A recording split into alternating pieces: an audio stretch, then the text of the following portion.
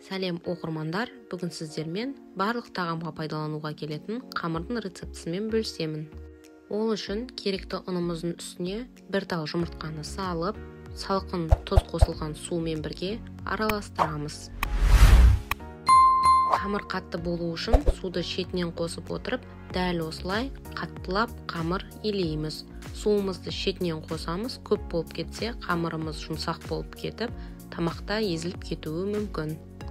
Маған 2 күлше қамыр илеу үшін 2 кесе салқын су және әр кесеге жарты қасықтан тұз және 500 грамм ұн кетті.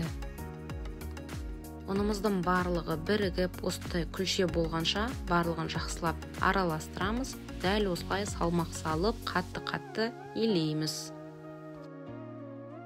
Ұнымыздың барлығы бірігіп болғаннан кейін күлшемізді 2-ге бөліп аламыз. Сонда илеуге өте жақсы, өте ыңғайлы болады және қолдарыңызға да жеңіл болады.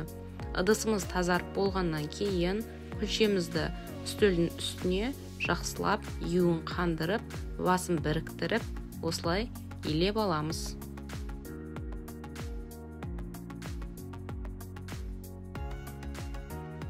Дайын болған нанымыздың бетін жауып, жылы жерге 15-20 минутқа қойып қоямыз.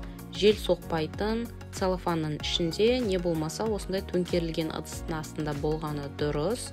Осылай тұрып, юы қанатын болады. Әр 5-6 минуттан кейін осылай қолыңызбен 1-2 қайтарып илеп қойыңыз.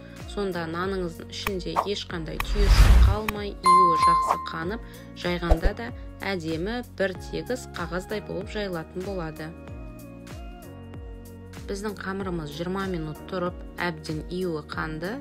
Енді бұны жақсылап жайып шығатын боламыз. Күлшеміз жабысып қалмас үшін осылай 2 жағынан ұн сеуіп, оны бірінші қолымызбен осылай тегістеп шығамыз. Оқтаумен жайған кезде ыңғайлы болу үшін. Алғашқы күлше дайын болған кезде, егер де күлшеңіз теп-тегіс дөңгелек болатын болса, соңына дейін сол дөңгелек қалпын сақтап жайылатын болады. Ал егер сопақ, не болмаса жан-жағы қисық болатын болса, дәл сол формада жайылатын болады. Оны тегістеймін деп жан-жаққа айналдыратын болсаңыз, бір жері қалың, бір жері жұқа болып кетуі мүмкін. Міне сағат тілімен айналдырып отырып, осылай жаямыз.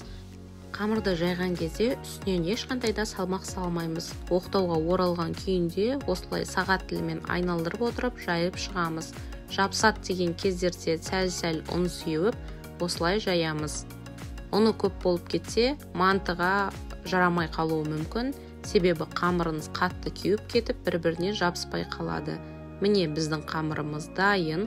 Қаншалықты қалың болуын, ол өзіңіздің жасайтын тағамыңызға қарай қараңыз. Мен мантыға жасадым. Бұл қамыр бір-біріне жабыспайды және де езілмейді. Себебі құрамында жұмыртқа қосылған. Бұл қамырды кеспе тамаққа, бешбармаққа, мантыға, орама нанға, қандай тағамға болмасын пайдалана беруге болады. Назарларыңызға көп-көп рахмет. Арнаға жазылып, лайк басып, комментарий жазып, ойларыңызбен бөлісіп қойыңыздар. Сіздермен болған Айгерім. Көп-көп рахмет.